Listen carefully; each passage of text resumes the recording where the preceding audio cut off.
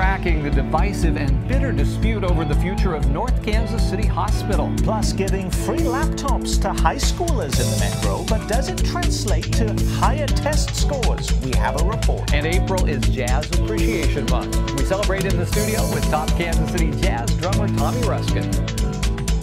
Principal funding for the local show provided by Francis Family Foundation, Frederick and Louise Hartwig Family Fund, Kaufman Foundation, Healthcare Foundation of Greater Kansas City, Johnson County Community College, John and Effie Spees Memorial Trust, Bank of America trustee, Richard J. Stern Foundation for the Arts, Commerce Bank trustee, and KCPT members. Thank you.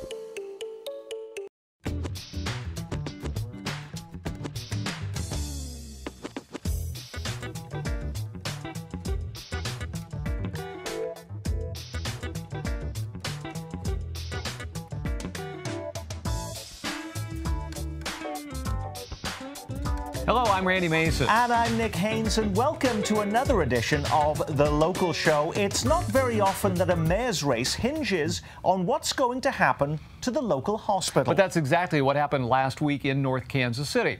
For over a year, the city has been in a legal, legislative, and public relations battle with North Kansas City Hospital over the hospital's future. Who really owns it? Why are residents so upset? And more importantly, will it be sold to a for-profit hospital chain? KCPT special correspondent Sam Zeff has been digging into those thorny questions. When reporters walked into the auditorium at North Kansas City High School back in February, the last thing they expected to see was this. You just don't take something like that and sell it. On a snowy, just awful afternoon, hundreds of people showed up to talk about, of all things, North Kansas City Hospital. And if you're surprised, we didn't even know initially if we were going to have to cancel it because streets were still being cleared and so forth. So were these guys. And it was just person after person after person on a Saturday afternoon in a snowstorm coming down saying, don't do this, don't let this happen, do what you can to stop it. Turns out there are many subplots to this story, and what brought these two lawmakers together is one. We'll get back to them in a moment. But here's subplot number one. Why are people in North Kansas City so in love with a hospital? First event that they held was a chili fundraiser that raised $1,000, and that was enough at that time, back in the mid-50s, to give people the inspiration that I think we can do this. Jim Fitzpatrick and his wife own Women's Spirit, a vestment shop on Swift Avenue. The former Star editor has blogged about the increasingly nasty controversy. They consider it part of this community, and they do not want to turn it over to a big private operator. North Kansas City Hospital is here today simply because the residents demanded it. In 1954, someone from North Kansas City died in an ambulance as the driver battled backed-up traffic crossing the river. So the people held not only chili fundraisers, but bake sales and dance recitals. Local clergy raised funds on a hospital Sunday. In the end, the people of North Kansas City voted to raise their own taxes to build the hospital. So there is a sort of irrational, romantic, emotional connection that kind of makes no sense. I think you're on target there, Sam. I really think there is an element to that. But I'm one of those romantic sorts, I think, that I kind of, you know, I'm in my mid-60s, and I have seen the big changes with the conglomerates and consolidation in my own business, the news business, and I don't think it's particularly turned out well. And so I like to see independents hang on as long as they can. Which brings us to subplot number two. Just who owns North Kansas City Hospital? The city says it does, but the hospital claims its own board of trustees owns the hospital. In the end, a court will decide.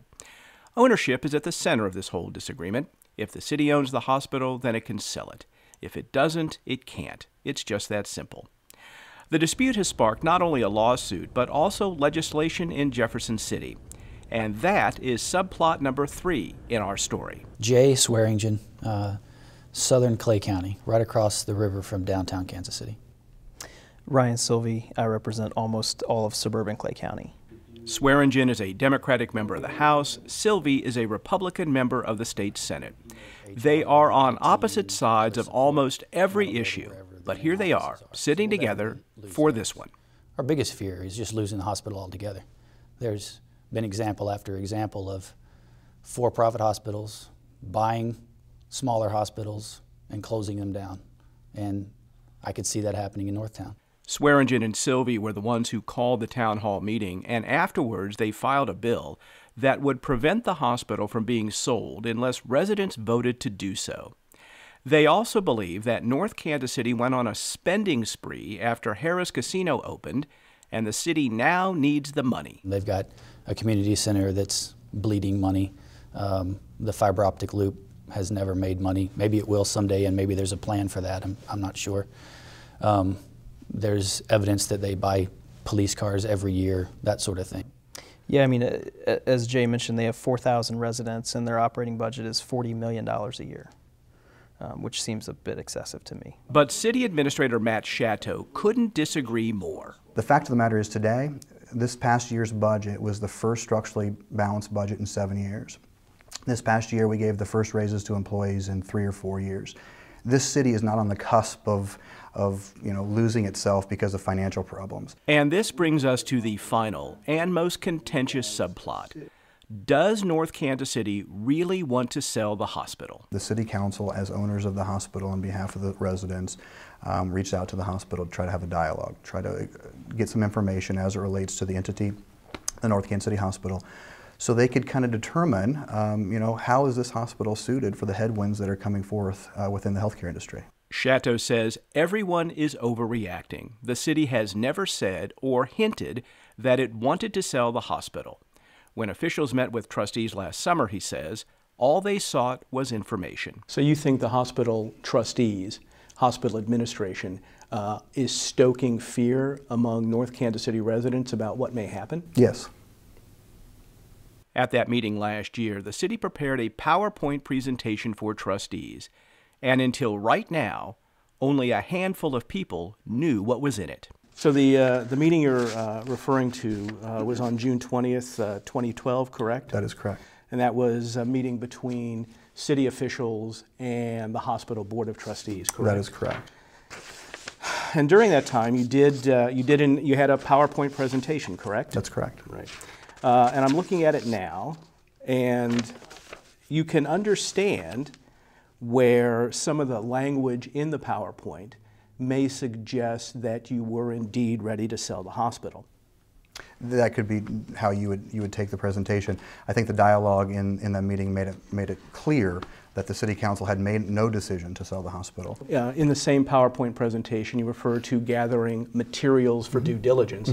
You wouldn't be gathering materials for due diligence were you not ready to at least consider selling the hospital, correct? No, that's not true. We were gathering materials for due diligence just for the reasons that I suggested earlier. And that is that as the owners, the City Council has the role and responsibility to ask questions. Help me understand this then. I've always felt that due diligence is done before you enter into some sort of business transaction, whether you're going to buy a business, whether you're going to invest in a business, but you have a different definition of due diligence? Well, I think it's semantics, and whatever the definition is, I can tell you what was meant and what the actual actions were. The presentation also discussed what to do with the net transaction proceeds and said if they acted now, they could negotiate from a position of strength. They told us that they were going to sell the hospital. We were to get our affairs and orders. We were to get retention contracts with our managers. And they expected the hospital deal to be completed in 6 to 9 months. We were stunned. Dr. Michael Montgomery is trustee chairman and saw the PowerPoint last year. He also fears a sale of the hospital to a for-profit company. They didn't build the hospital to make a profit. We're not a casino. We're not here to make money for the city. We're here to take care of their citizens. We're giving them good health care.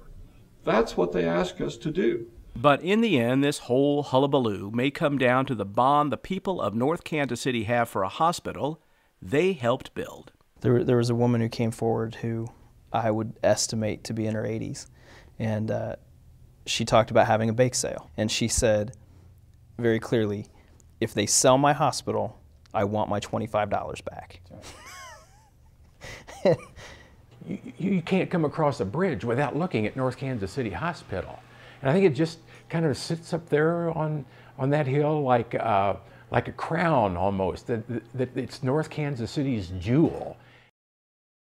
Now, this fight between the city and the hospital has been expensive. So far, both sides say they've spent almost $1.5 million on lawyers. And while the new mayor, Don Stilo, ran on a platform of saving the hospital, we don't know what the rest of the council will do. Also, the city recently added 8 members to the hospital's board of trustees, and we don't know what they're going to do either. It's a good bet this is going to be bogged down in the courts for some time.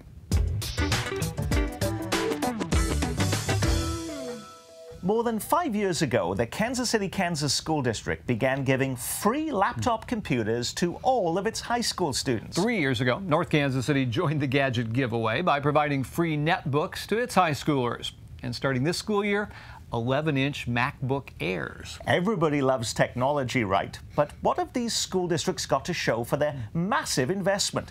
Are test scores up? Are they rivaling the Chinese in math, the British in English? Okay, I just had to say that, Randy. Yeah, well, we sent reporter Danny Wood on assignment to find out. Another school day in Kansas City. Here at Oak Park High School in the North Kansas City School District, the wide corridors with the laughter of teenagers as they chat and fool around are still the same as ever. Hi world, hi mom, hi dad. But in the classrooms off these hallways, in just a few short years, the way students are learning has radically changed. Welcome to the brave new world of the IT classroom. At Oak Park and at other high schools in the North Kansas City School District, every single student has been given their own personal computer for use at school and at home. All the students' parents have to do is pay about $20 insurance. This IT program began rolling out in local school districts in 2007 and has significantly changed classroom dynamics and the learning process. In many classes, like this one, laptops and online course materials have replaced paper, pens and textbooks. For much of the lesson time, the object of the students' gaze and the source of their knowledge is their laptop. Grandpa would be lost. The teacher is still here, but no longer the focus of attention or a font of knowledge like they used to be. Often they're an intermediary between the student and their computer. The technology is like anything else. It's all in how you use it. It's never going to replace a caring and experienced educator because we all need that human one-on-one interaction, but it can be an incredibly powerful tool. When we're doing an activity, I present the material, usually very briefly, and then I say, let's practice. And they actually have an activity where they have to apply. They have to do the actual activity and practice. And I'm walking around making sure that they're doing the activity. They're not drifting off in La La Land and listening to music and playing a video game. But with the computer, because they're working at their own pace and individually, I can come around and answer each individual question about their sticking point and help them master that concept. Right. This isn't a computer factory, it's the gymnasium at Oak Park High School, where the school district's IT policy is taking another step into the future. These staff members are unpacking hundreds of new personal computers for the students. But not just any computers. These are Apple MacBook Airs worth about $1,000 each. The North Kansas City School District has leased 6,000 of them for all the students at its 4 high schools. It's costing $1.5 million annually for the next 4 years. Flashy Apple Macs are replacing old PC laptops that were leased for under half the cost. Emma Keitlinger, a senior, is on the Superintendent's Advisory Council for the North Kansas City School District. She was part of a test group for this new technology. I asked Emma why the PC laptops needed replacing. They were older and they crashed a lot and they were very, very slow because everyone was in the school was on them at once. You could barely even get logged in and get to the main screen. And so we needed something faster, easier to use, and more updated, so we weren't sitting in class staring at the screen, waiting to do our homework that we couldn't do because we wouldn't start. Eric Sipes is Executive Director of IT Services for the North Kansas City School District. I ask Eric if in these tough economic times, even if the computers did need an upgrade, is he ever concerned that too much money is going into computer technology and not enough into other infrastructure or even just hiring good teachers? Well, the thoughts are is we're preparing our kids for life after high school. So, no, I wouldn't say that I'm concerned. Parents I spoke to are very supportive of the computer push. Parents like Peggy Munkin, a member of the Booster Club who volunteers at the school cafeteria. But what about this sort of idea that there's just too much technology in the classes now and the kids are actually, they're on their computers, the teacher's teaching the class, but there's not that, is there a lack of interaction now that's giving them real learning experience? Basically, the computers, from what I've experienced, is a lot of times it may replace the book that you carry, and instead it'll be on the computer. But they're still interacting. I know my son still had to write essay papers. They're still having to talk about them in class. He has military history, and they get into some really deep discussions on different subjects. So I don't think that it has replaced them interacting with anybody. Time to visit another school. This beautiful 1930s building is Wyandotte High School in the Kansas City, Kansas School District. In 2007, this district was the first in Kansas City to distribute personal computers to each high school student, and they were all Apple MacBooks. Elizabeth Alt, in her second year as a teacher, has always taught with computers.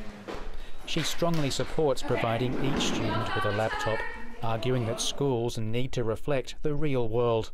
I try to think of jobs where you don't use a computer, and I can't think of any. I mean, you go to McDonald's, it's not a very complex computer, but you still have to know how to use the computer and know how to problem solve. And so I think that you have to use them, you have to be able to use them, you have to be comfortable using them and comfortable being able to fix your problems on them as well. This is the Central Office and Training Center for Kansas City, Kansas Public Schools, and I'm here to find out how this district measures the success of its IT and computer policies. In this particular case, the distribution of thousands of Apple Macintosh personal computers to its students. Julie, you're the technology integration coach. Correct. For Kansas City Public Schools. Correct. Apple Macintosh is often about 50% more expensive. In these sort of tough economic times, it's a pretty hard sell, isn't it, providing thousands of kids with the most expensive form of computer rather than something that many would say does the task. Right. Well, you're right. It is. They are a lot more expensive. The one thing we look at is we look really closely at cost over time. So what will it cost to maintain and either maintain a machine over the life of 4 years, let's say, because normally we're on a 4-year cycle. And in most cases, you will find out that the cost and the ownership of a Mac computer is much less than having to upkeep a Windows-based machine. We also looked at, as funny as it sounds, the virus issue. We don't have viruses. We don't deal with viruses at all. I can be honest with you, we have 5,000 laptops out there in our high school kids' hands, and we've never dealt with a virus ever. Mm-hmm. That also does sound very convincing. Yeah, I'm very good, aren't I? You are. No, you are. But I mean, you are an Apple Distinguished Educator. Yeah, so I'm partial. How do you measure the success of providing each student with a personal laptop computer in terms of whether it's making the kids better at learning things or perhaps putting them in a better position to get jobs later? Is there some sort of measurement of that? You know, we had looked at doing some kind of, numerical measurement at some point in time, but what's really hard is to put a number with it. And so some of the things we look at is we look at things like attendance rates, and our attendance rates are up. We look at, graduation rates, and those are still about the same. So it's been, so we've got kind of mixed results there. And can that be tied to the computer? We can't see, and that's what's funny, because you can't really tie directly. One of the reasons is the same year we rolled laptops out was the same year we shifted curriculum. And so it was like this, and we added a couple of other things. So it's like exactly what it is. But I will say this, some of the things that we have seen, students who are taking online classes or college courses, much higher than it was several years ago. Is it increasing test scores? Well, we think so. We hope so. Kids are reading more. Whether it's, I had a teacher tell me, she's like, Julie, they're reading all the time because they're checking their Facebook or they're reading a blog or something like that. And I'd never thought about it because when kids get online, they're online, but I don't think about that as reading. I suppose some people, as you kind of suggested, might think that, Facebook is hardly reading. Oh, yeah. But some blogs, obviously, it would be Yes. reading. Do you have any doubts about this technology invasion of the classroom? Putting computers in the classroom isn't going to teach kids. We still have to teach kids how to learn. And so putting tools in the kids' hands, you have to have a trained instructor. And so we have teachers that are getting really good at that. And they're figuring out that this isn't going to replace my worksheet. I'm not going to make an online worksheet and the kids are going to do this. We're going to use this to really impact the world. My favorite thing to do in a classroom is if I can walk into a classroom and I have no idea where the teacher is, because that means they're at the same level as the kids, and they're learning right along with them, or they're helping them. They're helping them work through problems. They're helping them figure out situations. That's huge. And joining us now is reporter Danny Wood. You went undercover for that report, Danny, because you've lost the beard now. That's right. I decided I'd come out of my winter wardrobe for this interview. Tell us about, do we have any definitive answers then as to whether having the laptop computers be giving away free has boosted the academic scores in either Kansas City, Kansas or North Kansas City school districts? No, there's no actual definitive After all evidence. of this? After all this, but there's a lot of anecdotal evidence to suggest that these laptops in the classrooms have boosted the students' performance. In the Kansas City, Kansas school district, they told me that attendance rates are up, graduation rates are about the same, but there had been a change in curriculum about the same time they brought in the laptops, so they weren't definitively sure laptops were responsible. But teachers across the board all say that they've improved the results and improved attendance. What about theft? Theft is only a very minor issue, and I think part of that reason is probably because the students can take these home. They're the textbook, they're the exercise book for the student. They feel very proud of this technology, and so I think for them it's something that they want to keep their hands on. Danny Wood, thanks. Thank you. These days, the calendar tells us many things to celebrate, and one of them is underway right now because April is Jazz Appreciation Month. The National Endowment for the Humanities declared it so 12 years ago. You may not have realized it, but Mike Shannon probably did. Though you know him best as the host of Ruckus and a longtime radio talker, Mike's also a real fan of the music that Kansas City once hung its hat on. Among his favorites here in town is a man whose impeccable sense of timing and texture has made him a staple of the jazz scene. Tommy Ruskin brought his drums to the studio and set them up for us as he joined Mike to talk and play some music here on The Local Show.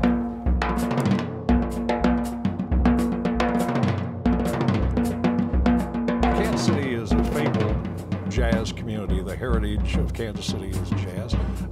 Does it still deserve that tradition today? Does it still deserve that recognition as a great jazz community? Yeah, sure.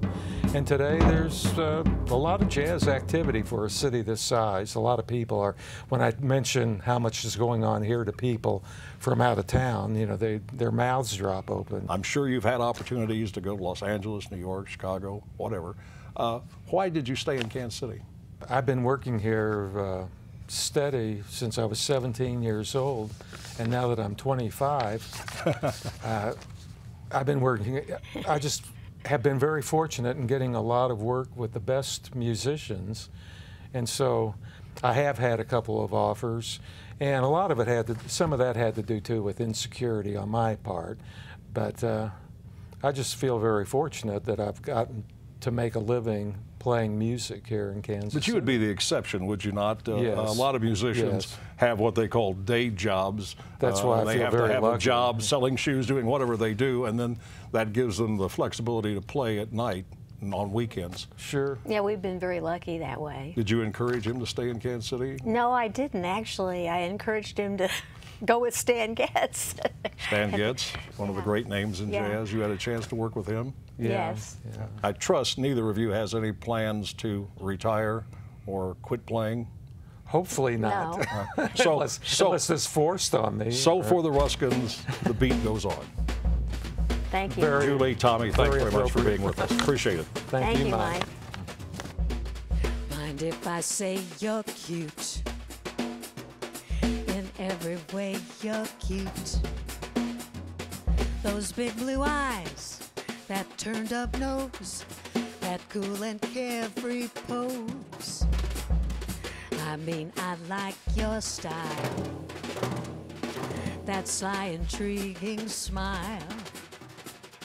Your every move, your attitude, just add up to you're cute. Tommy Ruskin, along with his wife Julie Turner and moonlighting interviewer Mike Shannon, wrapping us up this week on The Local Show.